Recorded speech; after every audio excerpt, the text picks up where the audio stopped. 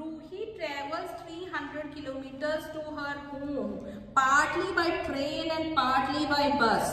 जो रूही है वो होम, सपोज करो ऑफिस से जाती है होम, ठीक है, ये इसका होम है, ये ऑफिस है, ठीक, ये होम ऑफिस से होम जाती है जो कि 300 किलोमीटर है। इसका डिस्टेंस आपस में कितना है, पूरा डिस्टेंस है 300 किलोमीटर। क्लियर है ये बात आपको, ठीक है। अब आगे वो क्या कह रहा है, she takes partly by train and partly by bus. कुछ आधा रास्ता वो ट्रेन से चलती है और आधा रास्ता बस से चलती है। अब क्या कह रहा है वो, she takes 4 hours if she travels 60 kilometre by train.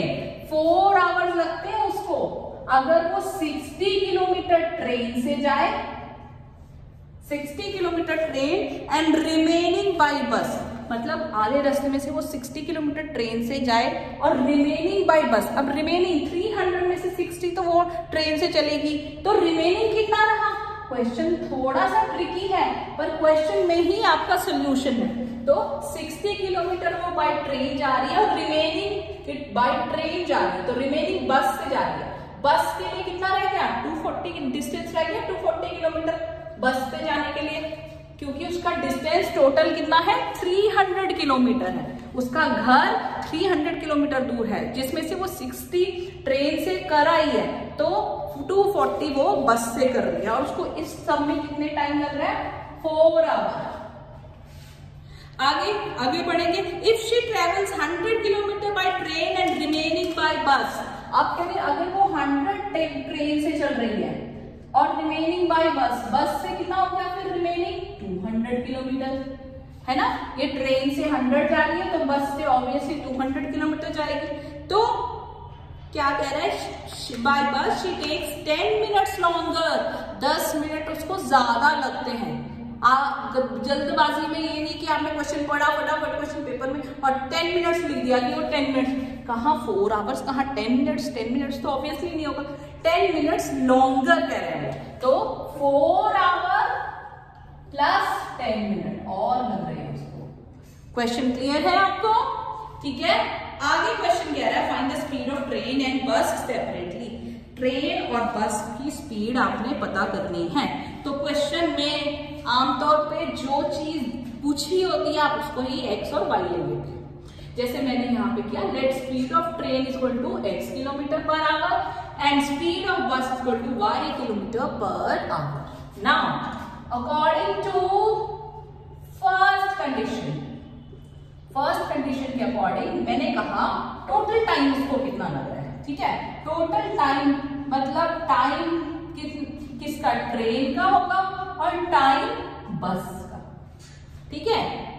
Train total time वही होगा जितना उसने बस, ट्रेन और बस में लिया, क्योंकि हमें दोनों ही कंडीशंस में 2 अलग अलग टाइम्स दिए हुए हैं, ठीक है। तो हमने ट्रेन का टाइम और बस का टाइम मिला करके टोटल टाइम लिख लिया। टोटल टाइम आपको बोला है फर्स्ट कंडीशन में 4 hours है।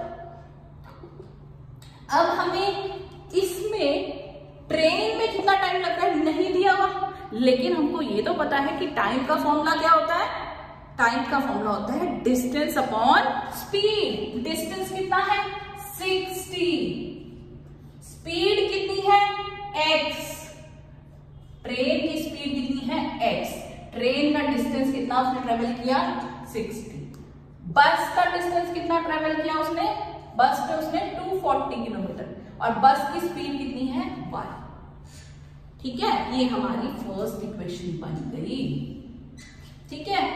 अब according to second equation, according to second condition में उसने बोला, सेकेंड कंडीशन में उसने टोटल टाइम t ट्रेन का और बस का उसने बोला 4 hours प्लस 10 मिनट्स। 10 मिनट्स को एक्स्ट्रा लगे हैं, तो 4 10 नहीं लिखेंगे, 4 प्लस 10 का मतलब हो जाएगा 14 hours।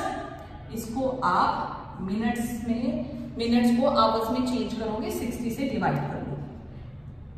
अब ट्रेन का कितना टाइम लगा, डिस्टेंस कितना है 100 अपॉन स्पीड कितनी है x, इधर डिस्टेंस कितना है 200, स्पीड कितनी है 1। ये कट गया आपके, ठीक है, 1 लगा देते हैं ताकि एलसीएम लगा सको। 1 और 6 का एलसीएम 6 हो गया, 6 हो गया 24 plus 1 is equal to 100 x plus 200 upon y। तो आगे सॉल्व करते हैं इसको मैं रब कर देती हूँ।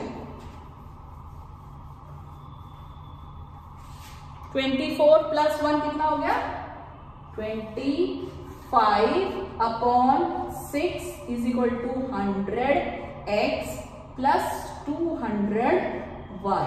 ये आपकी सेकेंड इक्वेशन होगी। तो जैसे कि जब भी हमारी फ्रैक्शंस में आती है हम क्या करते हैं, उसको a या b कोई भी अलजेब्रिक एक्सप्रेशन हम यूज कर लेते हैं। आप कहोगे put 1 upon x is equal to a and 1 upon y is equal to b in equation 1 and 2। तो 4 is equal to 60, 1 upon x की जगह क्या आ गया a, प्लस 240 1 अपॉन y की जगह क्या आ गया b। आ गया समझ में? ठीक है, ये आपका, हम इसको लिखते कैसे, हम आमतौर पर ऐसे लिखते हैं, हम लोग जो कांस्टेंट वाली टर्म है हम राइट साइड पे लिखते हैं। तो हम ये लिख सकते हैं 60a plus 240b is equal to 4। ठीक है, ये आपकी थर्ड इक्वेशन आ गई। इधर भी हम लोग क्या लिख सकते हैं, 100a plus 200b is equal to 25 upon 6। ये आपकी फोर्थ इक्वेशन। ठीक है, अब आप इसको एलिमिनेशन, सब्स्टिट्यूशन या क्रॉस मल्टीप्लिकेशन मेथड से कर सकते हो। अब क्योंकि फ्रैक्शन है, अगर आप क्रॉस मल्टीप्लिकेशन से मेथड से करोगे या तो आप बिल्कुल प्रो हो, एग्जैक्ट, जैसे आप कहते हो ना पबजी खेलते हुए कि प्रो, वी आर प्रो, है ना, कि एक्सपर्ट है, आप आंखें बंद करके भी सही शॉट मारो, तो आप क्रॉस मल्टीप्लिकेशन ले लो। लेकिन आप फ्रैक्शन में अगर इतने, आप क्रॉस मल्टीप्लिकेशन में अभी इतने एक्सपर्ट नहीं हुए, तो आपका बेटर है कि आप सब्स्टिट्यूशन मेथड या एलिमिनेशन मेथड यूज करो। तो मैं इसमें एलिमिनेशन मेथड यूज कर रही हूँ। मैं 60 और 100 के जो वो है ये मल्टीप्लाई कर रही हूँ। 60 है, a के कोएफिशिएंट्स इक्वल कर रही हूँ। यहाँ 60 है, यहाँ 100 है, तो मैं फर्स्ट इक्वेशन को 100 से मल्टीप्लाई कर दूंगी और सेकेंड को 60 से। ठीक है, अब मैं सॉल्व करने जा रही हूँ।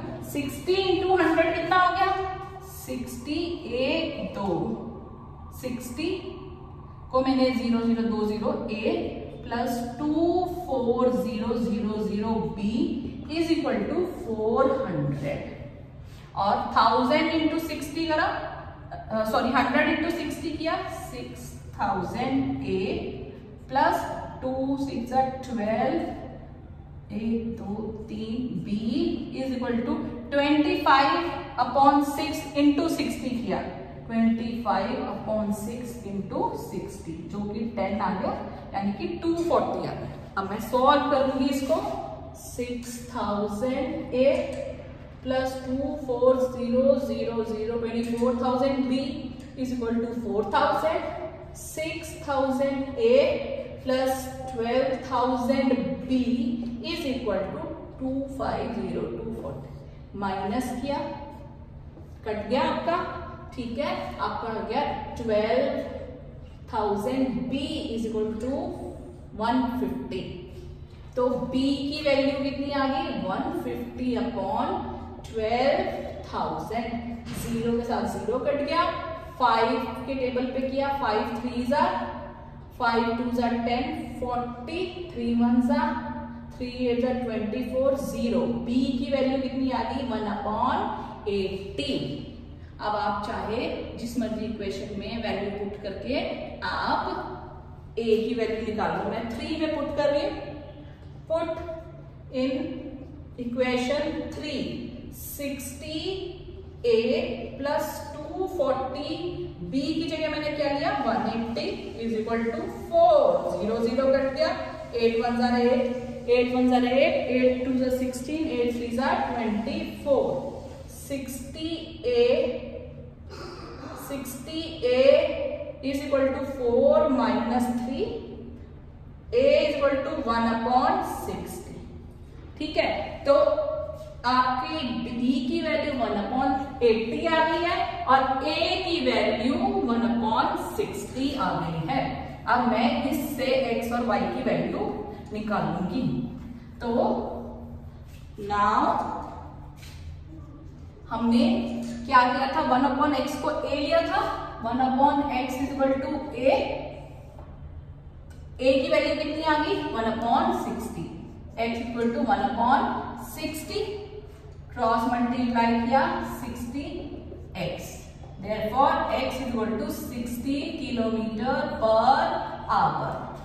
और y 1/y = b, b की वैल्यू कितनी आ गई, 1/80, 1/y = 1/80, फिर क्रॉस मल्टीप्लाई किया 80y की वैल्यू आ गई 80 km/h। These both are our answers.